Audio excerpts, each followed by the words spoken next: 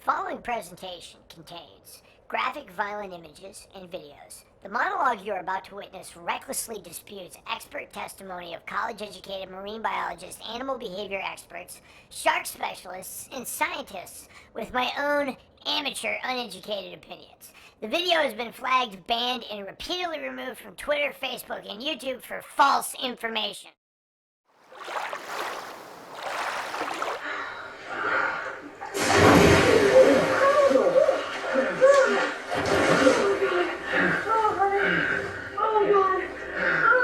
They're gone.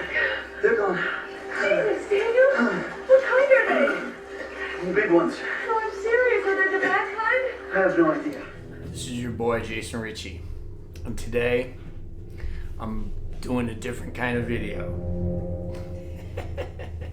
Now, some of you guys are not going to like this video. I'm going to warn you guys right now. There's no harmonica content in this video at all. Zero. There's nothing about harmonicas, okay? I'm a harmonica player, right? I'm not an expert. All right, let's talk about that, right? This thing about experts, okay? Right, there's this thing nowadays where people say the biggest problem with the world today is people don't trust the experts. I'm here to tell you, man, the experts can't always be trusted. They can't always be trusted, okay? Some of the shit that experts say, they got a motive. They got a motive to tell you that stuff. They're selling something. They're selling something. And today, we're gonna talk about some bullshit that you're being sold. Wake up, America! In this video today, I'm going to attempt to dismantle the many myths around shark attacks and human interaction with sharks. I'm going to dismantle the myth of mistaken identity. I'm going to use the testimony of the experts describing these animals as ammunition in an effort to point out the hypocrisy, and together we will get to the truth. But first, let me start with a personal story. I grew up in Maine, right, as most of you know. We took this sailboat out in November, and we were keeling up, right? And I kept saying, we're gonna tip over, we're gonna tip over. I remember that, right? And on this particular day, the flags were out. All you sailors know that means it's not a safe time to sail. Needless to say, the boat capsized. It was traumatic. We went into those frigid, cold Maine water. Now at 6 years old, I climbed up onto the hull of the boat, right? And I was hanging onto the keel, right? The thing that centers the boat. My brother was trying to stay afloat by climbing on my mother's back. So he was drowning my mother, and I was watching this. The boat started to sink. I was on the hull of one in freezing Maine temperatures in the water in November, and it sank. We're in there, we're about to freeze to death. Out of nowhere, a powerboat called the John Scott pulls up. We were in the water, I don't know how long. 5 minutes, 10 minutes, 3 minutes, I don't remember. They scooped us up out of the water. They said if we had been in the water another couple minutes, we most certainly would have died. Back then, you know, like you didn't go to the hospital for every little thing. But we were suffering from hypothermia. So my mom took us back to Mike Fink's apartment where he smoked a joint. And back then, they had a VCR. And my mother decided it would be a good idea to put on the movie Jaws. I was 6 years old. That begins my fascination with sharks. I've only been in the water a couple of times after that. All my buddies were jumping off the dock into the water to cool down, and I did it too. It's that black, green water in Maine. I just imagined that I was fish food. And you know what? I wasn't wrong. My father once told me, the minute you get into the water, you are voluntarily placing yourself at the bottom of the food chain. That's right. My father's not wrong. It doesn't matter what kind of animal you are. You're prey, man. So then another time I got on a sailboat and went out with my buddy Scott Taggart, and guess what? The wind stopped and we didn't have enough gas to motorize that sailboat back into the harbor. So we spent a couple of nights out there. When I was in that cabin of that sailboat, there's about a half-inch, quarter-inch of wood separating you from billions of gallons of water. And let me tell you, some big things bumped into that boat. I got on the blues cruise in 2010. I was in the middle of a relapse, so I was on a bunch of Valium, pina coladas, and marijuana the whole time. terrified of going into the water with these fish. I have watched every single thing about sharks that I can watch. I was an avid reader of the website sharkattack.com.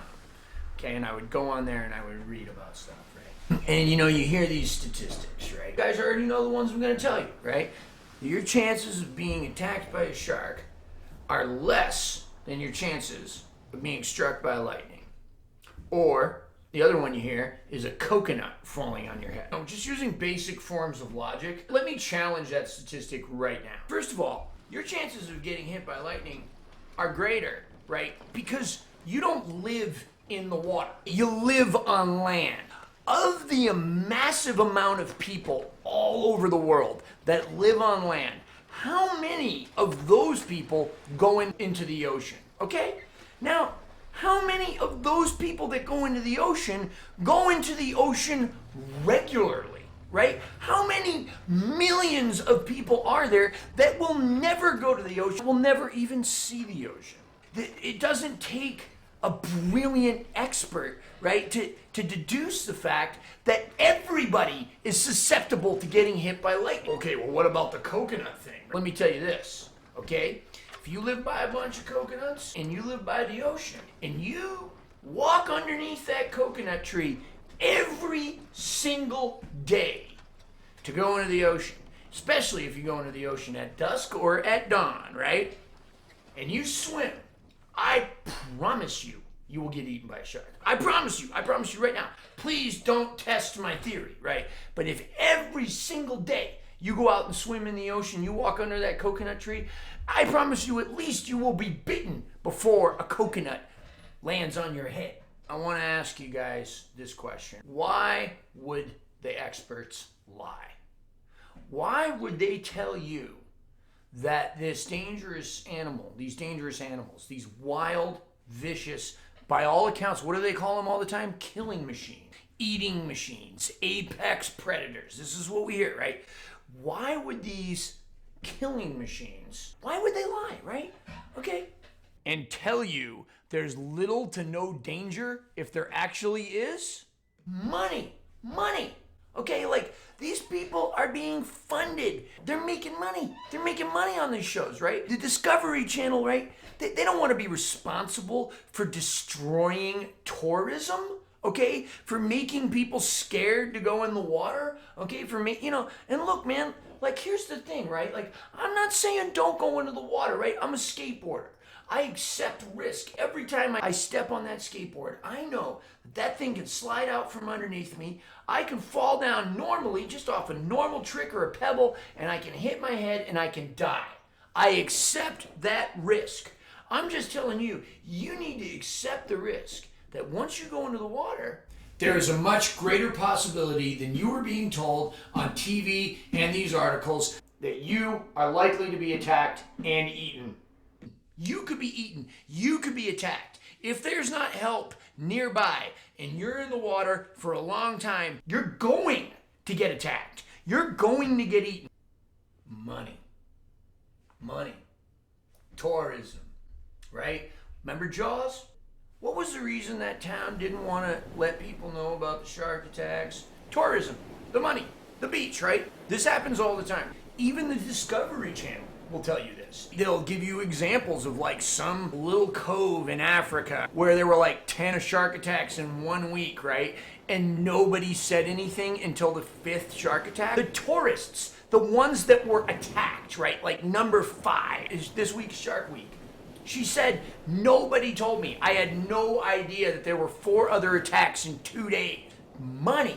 They don't want to shut down the beaches, okay? They want you out there. There's this new thing called eco-tourism, ladies and gentlemen, eco-tourism, right? Where you pay big money to go out there and swim with sharks. You pay big money to get in a cage, which is a really dumb idea because cages obviously look like seals.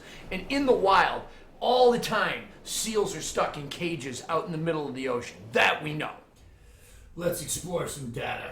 I've asked Google, how many shark attacks are there a year? It reads, there were 5 fatal attacks this year. All right, we'll test that out later. 2 of which were confirmed to be unprovoked. Why does that matter? This number is in line with the annual global average of 4 fatalities a year. Unprovoked attacks, 64. Total cases, 140.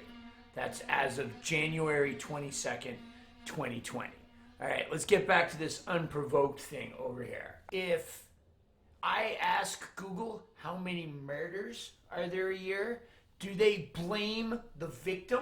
Do they say the victim asked to be murdered because he pushed a guy or he started shit, right? That's just one example right here of the subtle eco-propaganda that you're being fed. And you're eating it up like the sharks want to eat us. How many sharks kill humans a year? In the US, on average, 1 person dies each year from a shark attack. Okay, but before, if you remember, it said 5 people died this year and 4 was the average. That's what they said, so there's conflicting information already. In the US, on average, 1 person dies each year from a shark attack. For decades, the US led the world in shark attacks with 41. Okay, wait a minute, January 21st of 2020. So first of all, we already know that there's 64 fucking shark attacks this year, and then here it's saying there's only 41 as of yesterday. So unless 20 more people were killed since yesterday, this information is completely wrong. Why should I trust it?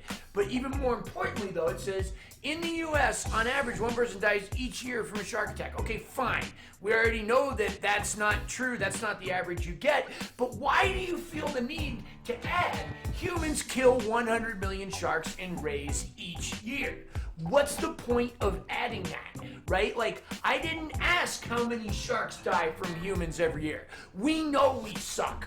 We know we're bad people. I'm not saying sharks are bad. Why do they feel the need to bombard me with information about how many sharks are killed by people? Nobody asked it that question. Try, for example, Googling how many hippos or how many bears killed people last year. At no time will Google for that species tell you how many bears and hippos people have killed.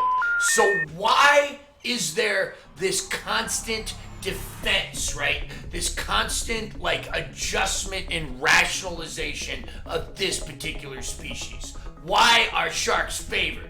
Tourism. So now let's get back to this business of sharks mistaking human beings for seals. Are bears mistaking human beings for deer? Are hippopotamus mistaking us for algae?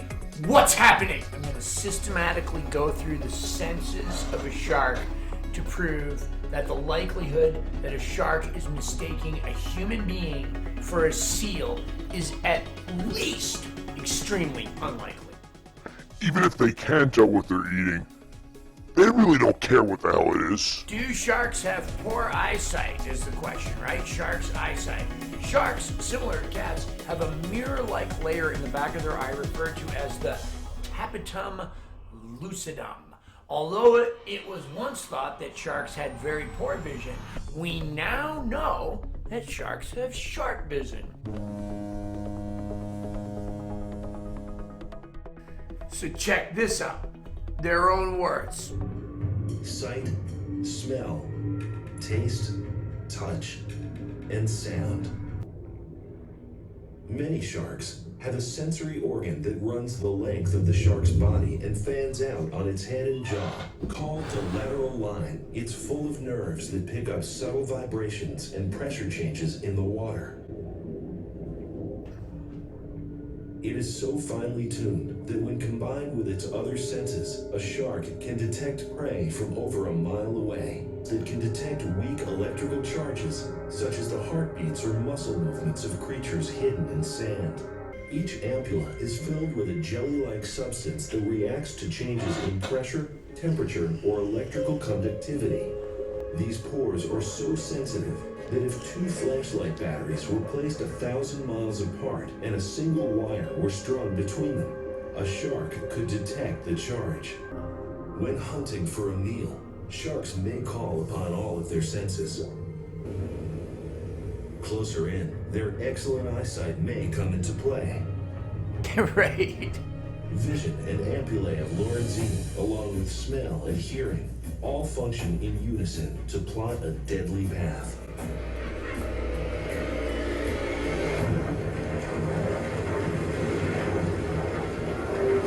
They can see really good and they can smell really good. So maybe they would be able to tell that you're not a seal. There's a sense of echolocation. Okay, sharks, echolocation, right? Let's see.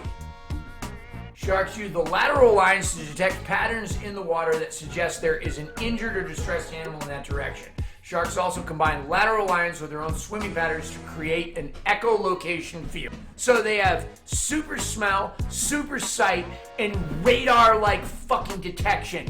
A bat using echolocation can be blind and can still navigate its way around a complex cave system without even eyesight, and these animals have it too, and yet they're mistaking people as seals. So let me get this straight. Sharks have some of the best eyesight, the best hearing, the best smell, echolocation, a lateral line along its back that can detect tiny electromagnetic vibrations and heartbeats, and they're still mistaking us for seals? These shark experts are mistaking you for a fool. Ladies and gentlemen, just 2 weeks ago in my home state of Maine, a woman was fatally killed by a great white shark just a mile or so from where I grew up. We're going to look at a couple of these articles from the Portland Press Herald in Maine, and then an article that shortly followed, which challenges this idea of mistaken identity. So I'm going to read you some of this terrible incident. I'm going to attempt to add a little humor by reading it in local vernacular. Summer resident killed by great white shark in Maine's first fatal shark attack. Julia the Emperor Hollowatch, a recently retired fashion executive from super fancy New York City, was swimming near Bailey Island on Monday afternoon when she was attacked. Guess where Jason Ricci grew up? Right near Bailey Island, like right down the fucking road there, Bob. I used to fucking jump in the ocean there when I got fucking too hot from skateboarding, right there by Bailey Island. Here we go, Harpswell. A recently retired fashion industry executive was killed by a great white shark while swimming near her summer home on Bailey Island in Harpswell Monday afternoon. The Maine Department of Marine Resources said the department urged people recreating in the water to avoid schools of fish or seals which can attract sharks. Beach at Pompton Beach State Park in Pittsburgh and Reed State Park in Georgetown were posted as waiting only, right? Even though we know that sharks fucking attack you when you're up to your knees, right? But this fucker was big. Shark attacks are not something people worry about when swimming on the Maine coast. Maybe they should. Okay, here we go. It's so tragic, Oak said. She loved to swim.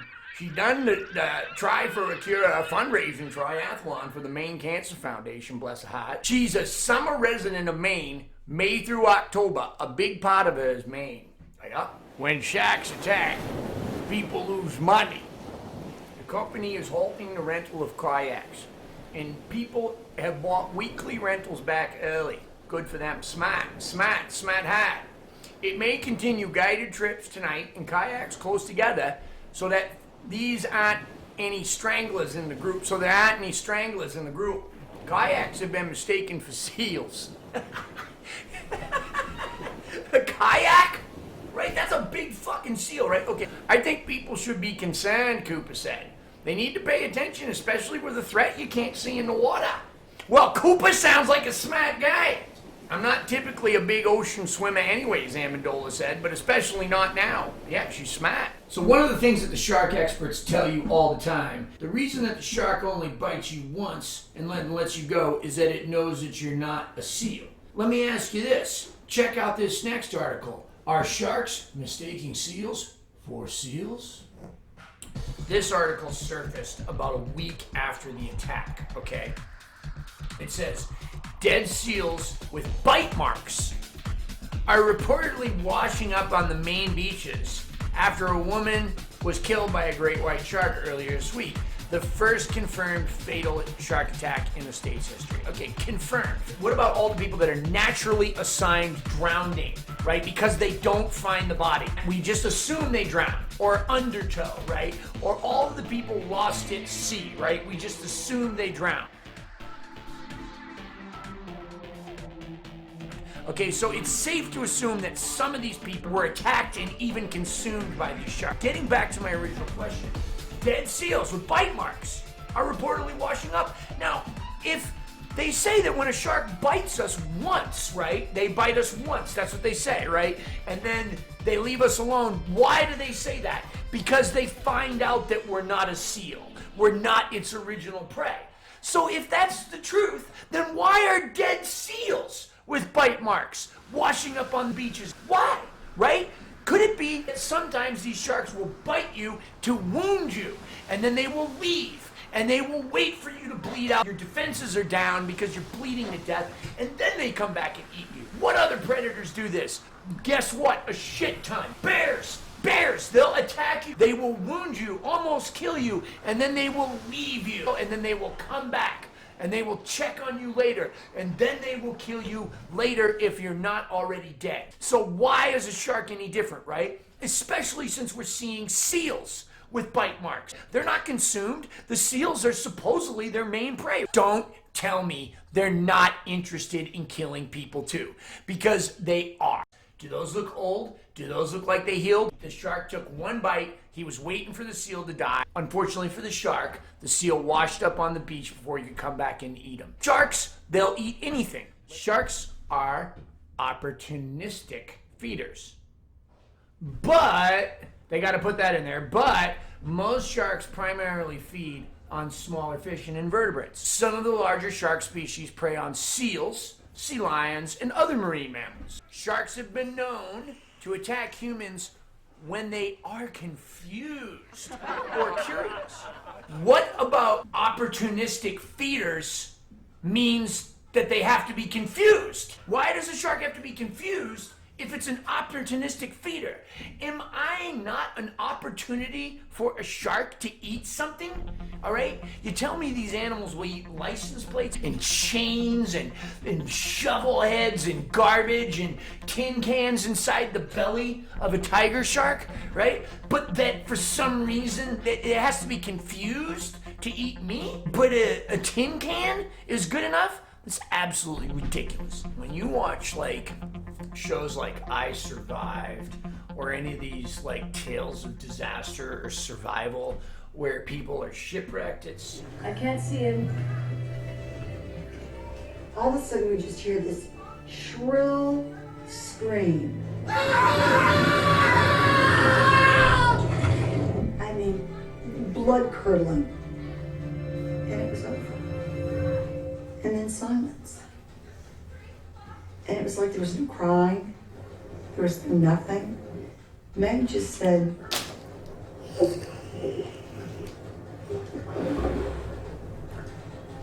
there wasn't any doubt what had happened to him. The sharks got him. The sharks never left.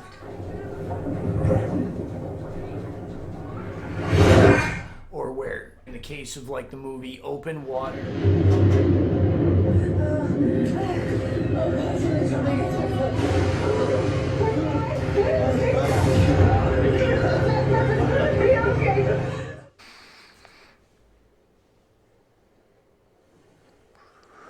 right there. That's how it happens. They bite you, you bleed, and they eat you. Just like that. See? Boom. And he's gone.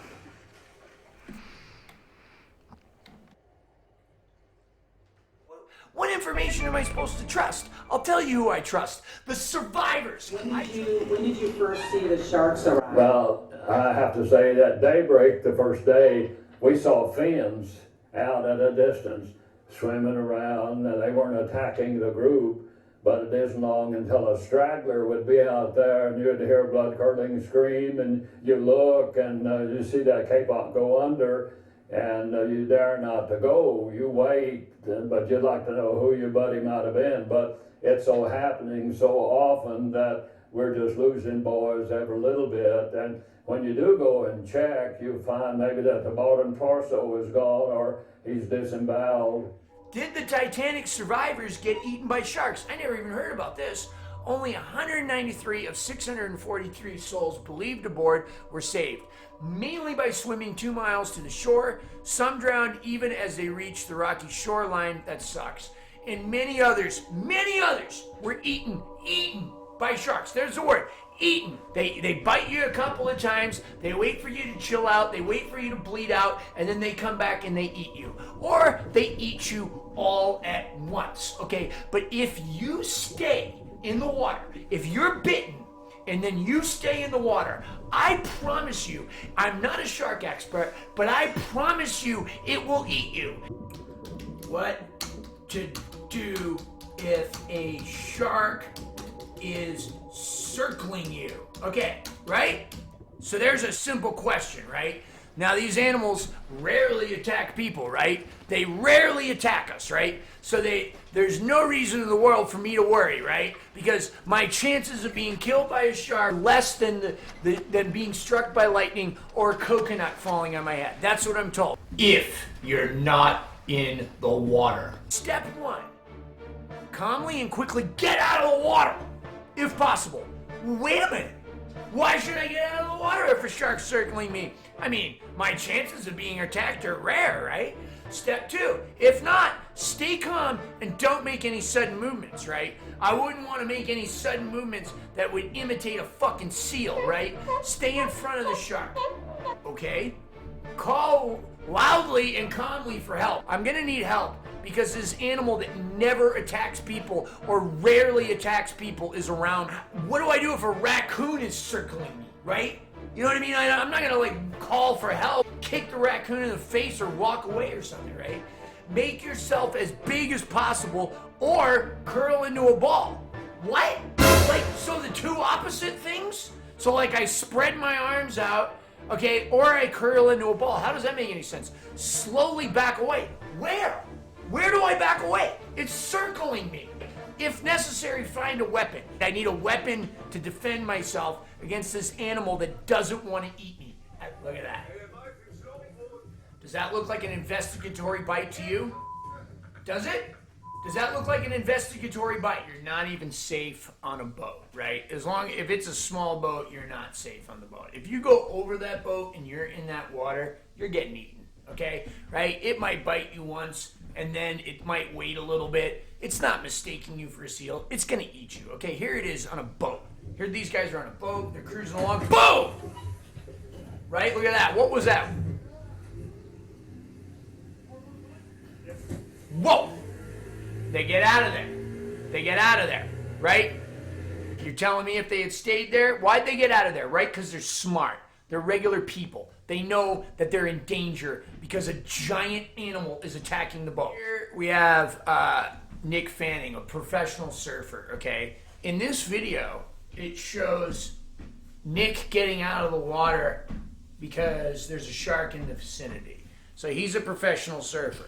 But he's not just any professional surfer. He's a professional surfer that has already been attacked by a shark. Here we have Nick getting out of the water. They get them out of the water, onto the jet skis, okay, nobody was harmed. Right. Pretty scary there, but not as scary as the last time Fanning was involved in a shark incident at Jeffreys Bay. Just 2 years ago. This was exactly 2 years ago, July 19th, 2015, same location. So what are your chances of being struck by lightning twice in 2 years in the same location? This is one of the most terrifying shark attacks that I've ever witnessed on video. And one of my hobbies, you know, it's kind of morbid, is watching shark attacks on video. And I can tell you that they disappear off of YouTube, right? Like, they might go up there for a little while, like the raw video of it, but then they're taken down. So I don't know what's going on there, but let's listen to this woman's story here. Yeah, I was, we were just out swimming and this guy yells shark and everybody was kind of like, he's got to be joking. And then he's like, I'm not joking, that's a shark. And something in me, I knew that It was going to be you. It was going to attack me. Yeah. I think that, I don't know if it was just panic, but I just knew it would, and so it helped. There it is, right there. There she is. wasn't surprised, I think. Really? Yeah, I don't know, it was almost calming knowing So it was you, gonna in this video we're looking, you're trying to swim and he has your leg in his mouth. Right, he's chewing on my right leg. I'm trying to swim You away. lost your leg. Yeah, I bit off my left leg. You say you felt your own leg pop? Yeah, when they were playing tug of war with the shark, they reached down and grabbed my arms. Okay, tug of war with the shark. So while it was chewing on her leg, did it still think she was a seal? Is that what's going on here? Pulled me, and the shark still had a hold of my left leg, and it was tug of war, and then I felt a pop, and I was like, oh, I hope my leg dislocated, because if it didn't, it would be gone. I looked down, and my leg was gone. So we know for certain, after that shark took her leg off, if she had been left in the water, it would have left her alone. Because after eating that leg, we would know for certain that the shark knew that leg didn't belong to a seal. Seals have legs that look just like ours. So here we have man attacked by shark twice in 9 years. Airlifted to Perth by the Flying Doctor, Greg Pickering is just about Australia's unluckiest fisherman. Or is he? Is it just that he's in the water a lot? Yesterday, he was attacked by a white pointer of WA South Coast. The second time in 9 years he's been mauled by a shark. Obviously, the initial reaction was hell. Mr. Pickering suffered serious injuries to his head and back. The 55-year-old from South Australia was abalone fishing with his colleague when the shark grabbed him from behind. Sounds unprovoked to me. He's abalone fishing, but I believe that they include fishing or spear fishing as a provoked attack, by the way. Twice in 9 years, right? How long was he in the water? How long did he stay out of the water after the first injury, right? We don't even have that information. What we do know is that abalone divers are attacked all the time. They're attacked so much that they've actually created a cage with a propeller so that they can go underwater, okay, and get their shells without being attacked. It happens all the time. They're attacked all the time, right? And how many of those fishermen that just never come up out of the water, right? How many of those are just drowned victims or missing, right? Where there's nobody there to see the shark attack, right? Ask yourself those questions, right? Ask yourself how many people that just go missing in the water are from shark attacks, right? Of course, not all of them, right? But guess what? I guarantee you those bodies, whether they drowned, whether it was undertow, whether they're just lost out at sea, they're eaten. They're eaten. They're eaten by all the things in the ocean. Sharks are no different. They eat. They survive by eating protein. And they gnar, right? Gnar! Second gnar, right? So if that's a human's leg, right? That's got to taste better than a piece of plastic, right? But yet it's still doing it. It's tearing back and forth, right? Does that look investigatory to you? Or does that look predatory? You tell me. All right, shark experts. Come on here and tell me, oh, is it still mistaking it as a seal? Right? Right, they're pulling him out. Why? Why? The shark clearly knows he's not a seal now. Place is in the cage. Right? If the cage stays in one piece. If the cage stays in one piece, right? Because the cage, it must taste like a seal. The cage must smell like a seal, it must look like a seal, and it must echolocate like a fucking seal. All right, yeah, because the shark is continuing to destroy the cage, right? Or no, the diver with the oxygen tank and bubbles and weights around his belt and a heartbeat that the shark can detect, right? That's got to be exactly the same heartbeat as a seal, right? Yeah, sure. If the shark takes out the other one, the cage could sink to the bottom. Yeah, where the guy would be eaten alive. Okay. So let's take a look at this. The video is titled Tiger Shark Eating a Wild Horse After Hurricane Dorian. Right here we see that there's numerous bites taken out of there. Yet we don't see the shark like feasting on it, right? So he took a bite and then he left, right? And then he came back. Was that an investigatory bite or is that how they feed? Right there. Oh, look. He left. What did he do that for? Right? But why are there multiple bites out of that horse? Okay. You see what I'm saying, guys? Come on, man. There's evidence. There's evidence. Like, I'm not a shark behavior expert, but I can go on the internet and find shark behavior that contradicts everything that these eco-propagandists are feeding you. All right? Here's the thing, guys. It's okay to love sharks, even though they don't love us as anything other than food. I'm not saying kill sharks. I'm not saying it's okay that we kill so many sharks. What I'm saying is it's okay that they kill us. That's what they do. Stop trying to make them into this fucking stuffed animal that you can fucking like hang out with and everything's gonna be okay, right? If you're underwater with a scuba tank, sure, you can find videos of thousands of people swimming with sharks that are not getting attacked, right? Take that same diver, leave them alone in the water for an hour after the oxygen tank runs out of air, right? Let him sit there and dangle on the surface and see what happens, right? Maybe nothing happens first hour, give it 2 hours, give it 3 hours. Ask anybody, people that have treaded water for 48 hours, 24 hours, all of them got bit, or all of them knew that if they didn't get out of the water, eventually they were gonna end up fucking shark food, right? Go in the water, hang out there long enough, they're gonna find you, they're gonna bite you, and they're gonna eventually eat you. If nobody pulls you out of the water, it's not an investigatory bite, right? There's no such thing as an investigatory bite with these things. They bite to injure, they bite to wound. Even if they bite to investigate and they leave, they come back to eat the rest later if it's still there. From Discovery Channel, Air Jaws. Come on, Shaw. Boom! That looked like an investigatory bite, right? So are you telling me that if you dragged a person back there, okay, that's an investigatory bite just to see if it's a seal? Are you telling me that this shark doesn't know that's a seal? Here's the thing. The shark doesn't care if it's a seal. It's something floating on the top of the water. You see it shaking in the air? It's shaking the prey. Let me back that up. Back and forth, right? Okay, its intent is to kill. That is an intent to kill. That is a fatal and lethal blow. Intended to be lethal.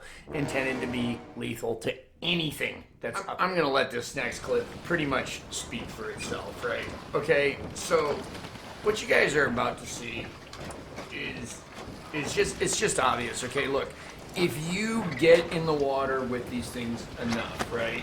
This is what happens to you, okay? Now, listen, they do everything the shark expert says. Look at the title of the video. Shark expert attacked while filming, right? So the guy was pressured into filming for the Discovery Channel, right? To prove this bullshit theory, okay, that sharks don't attack people if you just do A, B, and C, right? Let's have a look. Let's just have a listen, right? I'm going to try to shut up. I'll try to shut up. This is a film about bull sharks. And while we were making it, something terrible happened.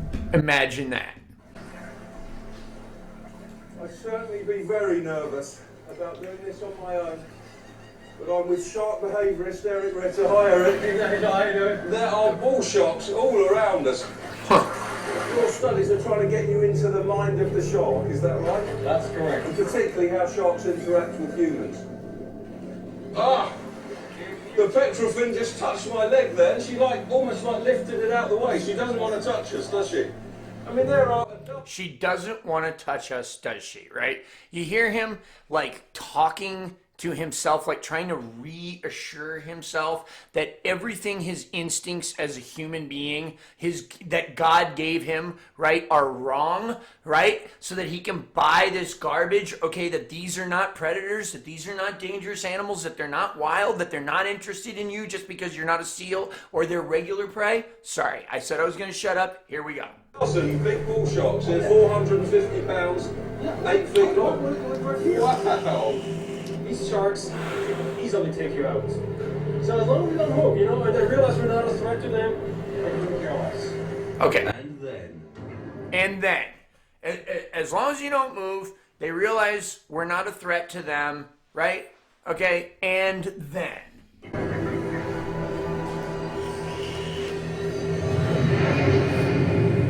can't believe that happened. I can believe it happened. I'll never forget how effective those teeth and those jaws. Yeah. I mean, Eric's leg, the bite was in the calf. It was just like us biting into a watermelon. It happened so fast. There's nothing I could have done. The most important. You know what you could have done? You could have told, as a shark expert, right? You could have been honest with yourself, and you could have told your buddy it's not a good idea to get in the water with a group of bull sharks, which are known to be the second or third most dangerous shark species known to man. That's what you could have fucking done, man. Come on. This animal circled our boat 3 or 4 times, dived to the seafloor, which was only 20 feet down, turned around and powered up straight into us.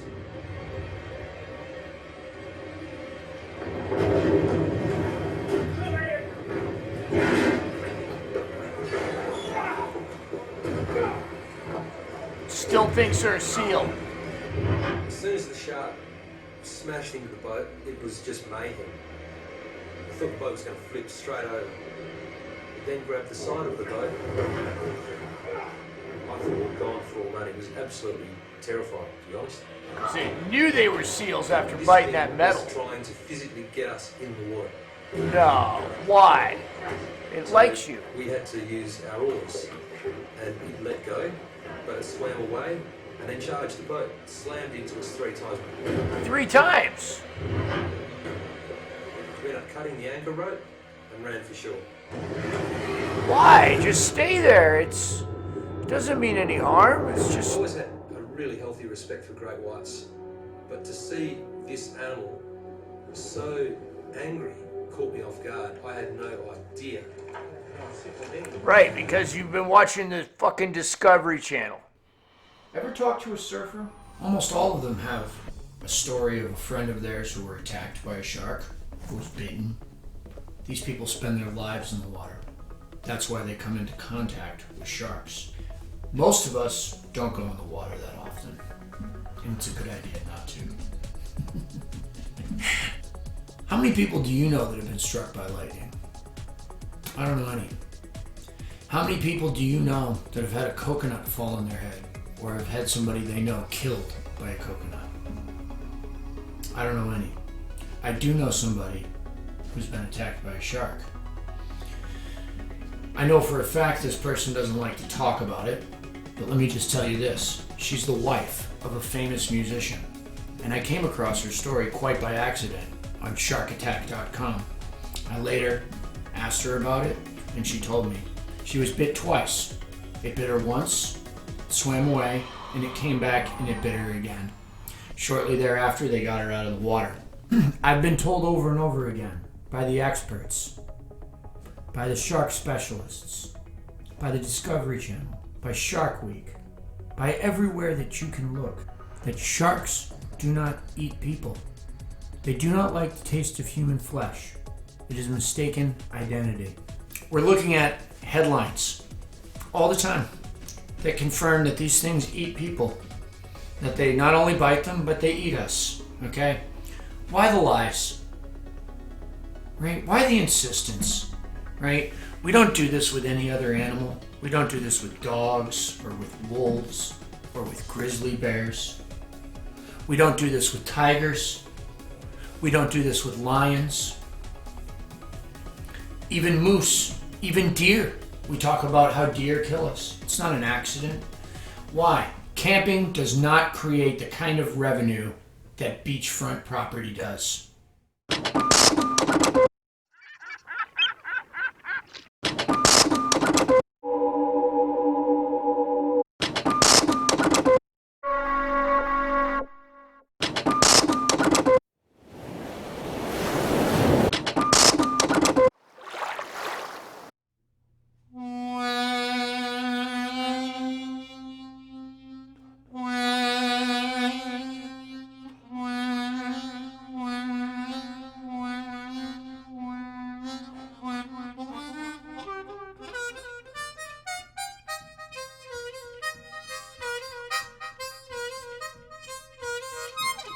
Oh, damn sharks.